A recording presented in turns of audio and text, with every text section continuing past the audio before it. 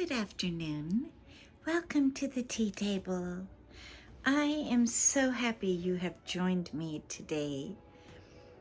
It's a beautiful autumn October day, and I went out yesterday, probably the most glorious day of the season, and I was driving to go to lunch with my son was taking me out to lunch. And we were at the hearth fire, which sits right on the inlet there, the Olympia Bay. It's so beautiful. It was the trees, the leaves, and I said I have to do my tea talk outside tomorrow. So I was all packed up. The sun came out, all ready to go. I was going to take you down to Capitol Lake. And by the time I got everything packed and organized, the sky went gray.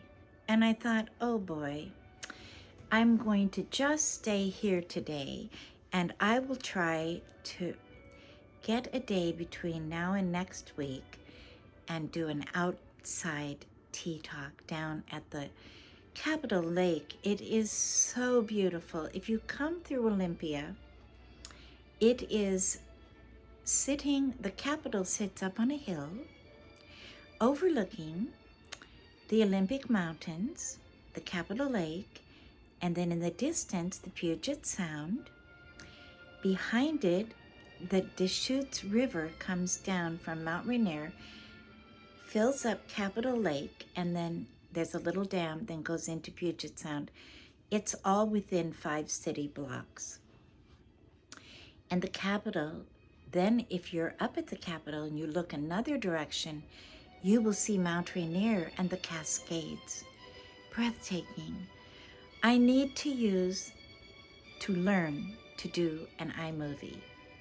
And then I could get these snatches for you and put them into one tea talk. That's my goal. I'm just sharing from my heart. I want to show you this beauty. But if you come through Olympia, the Capitol is open every day, and there are free tours, and it is so worth going on a tour. You will learn so much about our beautiful corner state. We're so special here. We sit right on the corner of the Pacific Ocean and Canada. And it is just a privilege to live here, especially in the autumn, this time of year. Well, I'm playing the Beethoven concerto, violin concerto in the background. It's soft, beautiful, majestic, classic, one of the great, probably one of the 5 or 10 great violin concertos of the world that every aspiring violinist wants to be able to play. It takes a lot of work. Beethoven has a lot of heart, and so I want to enjoy that with you today. Well, if you haven't gotten your tea yet, please pause and get your tea. Now, I had the tea all packed, so we're going to just go ahead and use what I have, because I went to quite a bit of trouble to try to get it ready to go. I put everything in this satchel bag. It's a wonderful tapestry bag that could be from 100 years ago.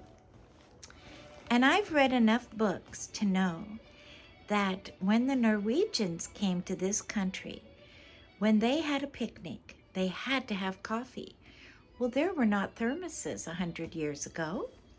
What do you think they did? They did what I did, and I'm going to show you. They would take a towel. First of all, I read this in First We Have Coffee, the book, the famous book, that such a beautiful book. A minister's wife in Canada wrote about her life, and it's all about First We Have Coffee, because in all their adventures, they had to have coffee. Okay, let's see, I hope this didn't leak. That's why I put it in a plastic. Okay, this is wrapped in a tea towel, And then we open the tea towel. This is their method. They would put it in a jar. Now, this is tea, not coffee, so it's in a mason jar. Put that down. Then, in another little bag, we brought the treat, which is very healthy, beautiful muffins. Then I thought, what kind of cup? I use this cup almost every morning for coffee, and it's an easy, without a saucer, but still a china cup. Okay. And then I brought a tray, so let's use the tray. We'll put this over here. Our camera is not, start with that. Then, I also have a little pot. Now, this is the kind of pot that used to be on the train or the boat. It's stainless steel, and I use this pot often. It really keeps my coffee or my tea hot. So let's put that on the tray. There we go. It's not big. It's probably like 2 cups. I think it's going to be just about right. Then I have to have milk. And so I put it like this in a little jar in the plastic. And we will take, and that didn't leak at all. Look at that. It's a nice little, probably a little mustard jar. I save my little jars to use. Okay, now I brought along 2 very special napkins that a friend from the Tea Talk gave me for my birthday a few years back. Robin, thank you. And these are April Corral. Aren't they beautiful for autumn? So, oh, I'm missing one thing. I know I brought a little creamer. And for that, I didn't have a stainless steel. I had a silver. So I just brought the little silver teapot, creamer. Put that on there. Now, let's do this. Let's put this little napkin here to give it just a little color. Okay? How about that? And now I am going to see if this works, and I believe it will. Okay. Let's take the tea out of the jar. Now, nowadays we have paper cups we could take with a lid in our car if we had to, if we're just going nearby picnic, or we have thermoses, but I wanted to do it the old-fashioned way and see if it worked. Now the jar is hot, so I'm gonna hold it with this other napkin. And I do it with my right hand. I'm right-handed. Let's see how this works. There it goes. I made this tea with tea bags, of course, because it's much easier for this situation. Put that. Now, quite a bit easier to do the cream. Milk. I use milk in my tea. So do a little of this. Oh my goodness, it's perfect. This is fun. So we're having a little picnic inside, but I'm going to we are going to go out, and I'm going to have to get a day that, so here we are. We have the tea. Now I am just going to set, because the muffins, I have this little napkin here. We will put a muffin, just need one for today, on the napkin. And there it is. Isn't that pretty? Isn't that nice? And it's a little outdoor tea party. Okay, now this napkin we can use for our own. Isn't that just beautiful? I just love this. They're perfect for autumn. I love the mustard color for autumn. Just so lovely. So I'm going to actually put that on my lap. You won't be able to see it. But let's pour out. And this is steaming hot.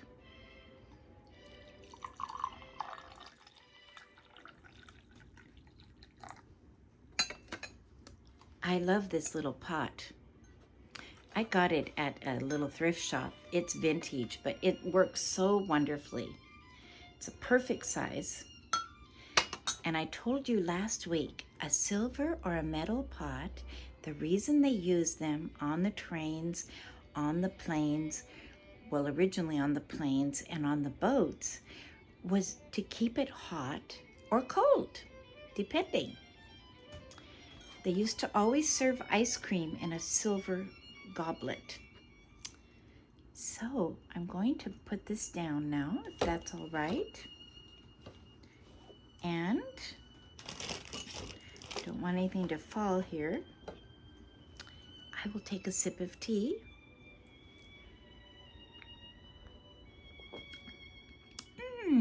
It's good. This is a very strong English breakfast tea that is rounded bags. I don't know, the bags are sometimes round, sometimes square.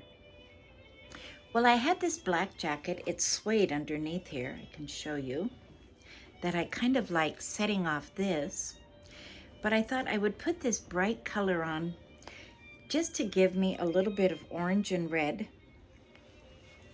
for today. I love these autumn tones, don't you? October. I had a leaf yesterday from a tree, and I brought a few home. They're in my other room. I put them in a vase, and they worked, and it was this red and orange and almost a blackish color on the tips, dark brown. Well, have you been having a good week? I've had a busy week. I don't know, every week seems busy, doesn't it? Everyone I talk to says that. Excuse me. There's just a lot going on. And that's the way it should be. I wanted to talk to you today. I wanted to say a little tiny bit more about Christopher Columbus that I had thought afterwards was he did more than one voyage. You know that, and I think I made that clear. But he went on several voyages, and his principle was he had a deep vision, a deep call. He was a true leader, and he felt like God had given him this calling, and so nothing could knock it. And I thought that is the important thing. If we are meant to do something, now he was doing something so big that most of us can't even imagine. Our little projects are so small, but to us they're big. But it's always one step at a time. Everything in life is one step at a time.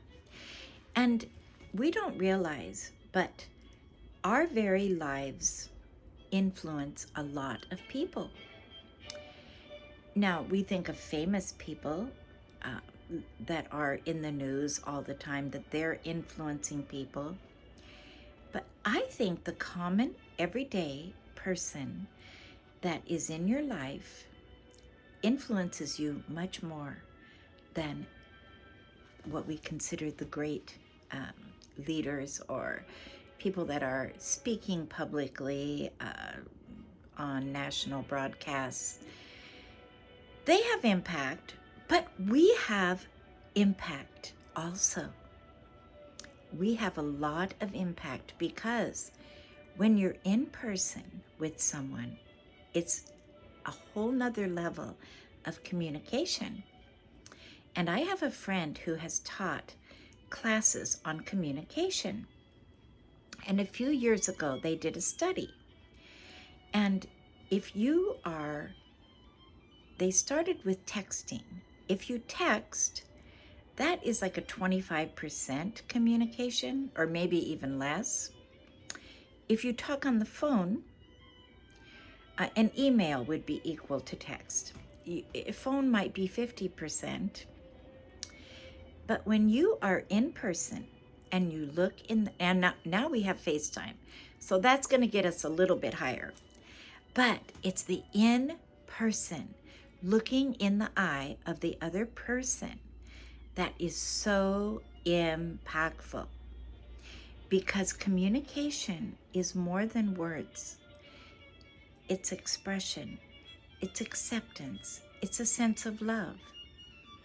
And there are people that once they come around, you feel happy, you feel their strength. And we are all giving off a message, a nonverbal message, by the way we dress, by the way we conduct ourselves, by our manners, by the way we drive and treat people on the road. We have a lot of ways of communicating, and each one is very valuable.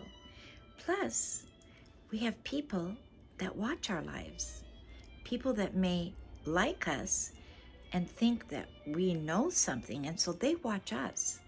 Now, this happens especially with children and parents. It's more what you live than what you tell, because children pick up. They pick up. They feel the love. They'll feel tension in the air. They'll feel peace. They'll feel, oh, my parents are here. Everything is all right. And so the impact of our lives is great, and we need to value it, and we need to make sure that we are giving good messages, and we are giving messages of encouragement. And I have a friend named Jamie, and she just wrote for the newspaper Stand that our friend Ruth I talked about published. She wrote a little article on it called A Little Devotion. And she was talking about how one of the disciples that is not as famous is considered actually the leading disciple. And that was because he had the influence and impact to invite Peter to come and follow. And because of him, Peter followed, and Peter was such a leader.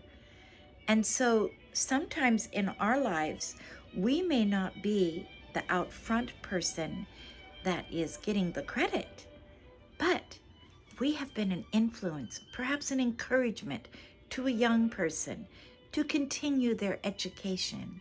I had so many people in my life when I was young encouraging me to travel. My parents always told me, travel before you marry. Because once you marry, you're going to settle down and you probably won't have the opportunities. So I wanted to go to Europe, and my father was from Europe, and my grandparents, all my grandparents were from Europe. Danzig, Scotland, and then two of them from Norway. So I felt very close to Europe. I grew up with people around me that had Norwegian accents. And I was telling my kids the other day, I said, this may sound very naive, but when I was in high school, I just thought if someone has an accent, they are a good person. Because all my life, my father had a very strong Norwegian accent. My grandparents did, and all of these people in our church were Norwegians. They would come over to my parents for coffee, and of course bring their trays of cookies, and many of them had a very strong Swedish or Norwegian accent. And because of that, and they were such good people, I was innocent enough to think everyone with an accent was a good person. I was very trusting because I had been treated well, and I trusted people. I always believed the best. I still believe the best. I'm not naive. I know that there is evil in the world, but I believe most people are good people. Most people have a good intention. And when we are good, we find the good in others, and they find the good in us. It's quite amazing how we will be attracted to certain people. And I have people that I meet. I met the most interesting lady this week, and she's going to be coming on the Tea Talk. I mean, she's going to be listening. And we just had such a kindred heart conversation. Her daughter went abroad to school in London and became a very great tea infasciato. I mean, she's just brilliant girl, and she understands tea in England, and I'm going to meet her, and we're going to have her come on the Tea Talk sometime.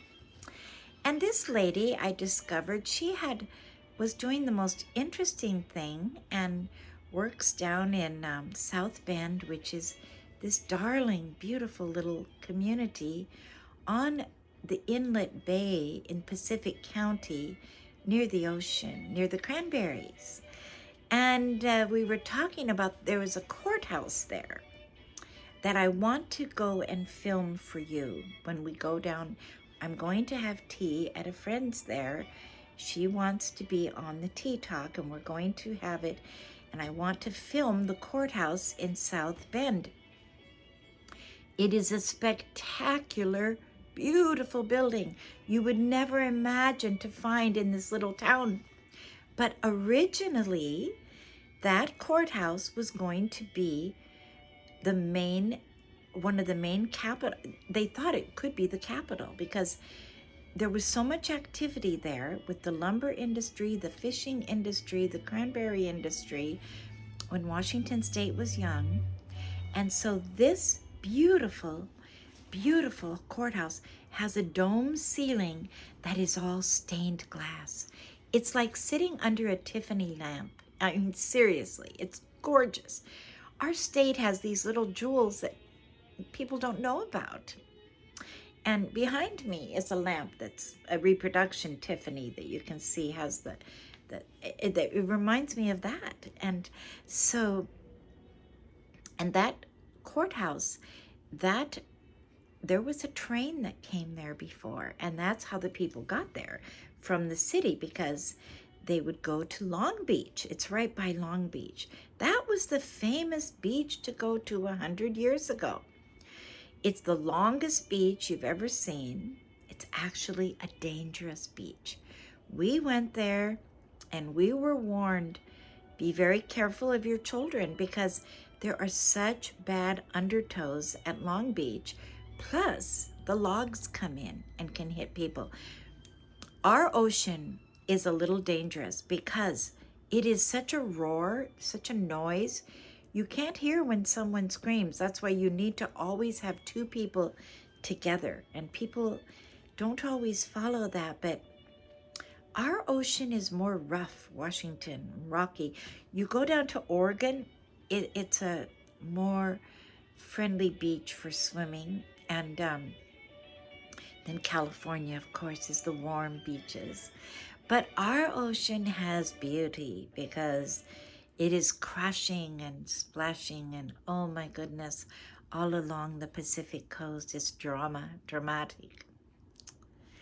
Well, I thought that at some point it would be very nice on the tea table to explore all of the different lighthouses that we have on the West Coast. And I don't know if I can go there in person, but they are a fascination because we know the East Coast has a lot of lighthouses, but we have lighthouses too, and especially down in Oregon. Once you go, and there is at Westport a reproduction old lighthouse that shows, because that was the only way the boats could come in before you had sonar or all of this wonderful scientific tools. And lighthouses are romantic. They're beautiful. They're amazing. And there is a movie that was called, I believe it's I Know Where I'm Going. It's in Scotland, and it involves the lighthouses. It involves the the craggy beaches, the islands of Scotland, and they had lighthouses. They had to, because the fog is so dense and the boats were rocking around and the storms come. Such a brave thing for people to have been adventuresome on boats. Truly, it has to be one of the greatest adventures that anyone has undertaken, to go out, particularly when there were uncharted oceans and no one knew where they were going. My hat looks a little bit today like Christopher Columbus, but I will tell you, it's Scottish.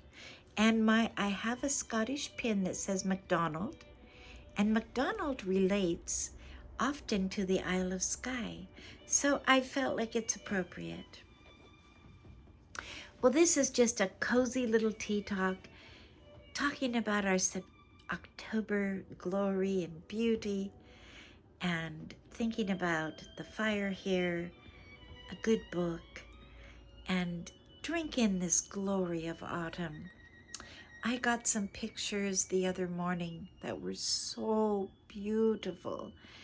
It was when the sun was rising over the water and the colors, and all I could say was, He did it again.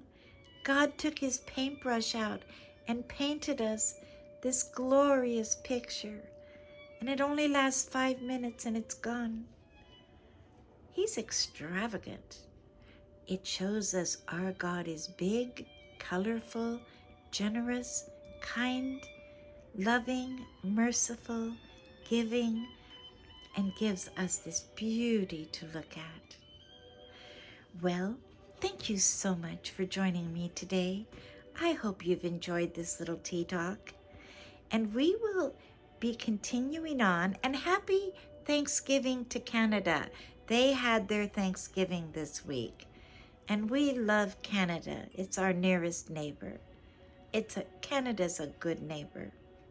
So God bless Canada and all our friends there. And if you haven't subscribed to my channel, please subscribe and push the notification bell and the like button if you liked it, and a comment I would love, and please share with someone. The Tea Talk is for everyone. It's good news. And remember, God loves you. God has a plan. If you have a need that is really big, just ask Him for help. He will help you. He wants to help us. He is our Heavenly Father. He created us. Yes, it's His idea. Thank you so much. And I will look forward to seeing you next time.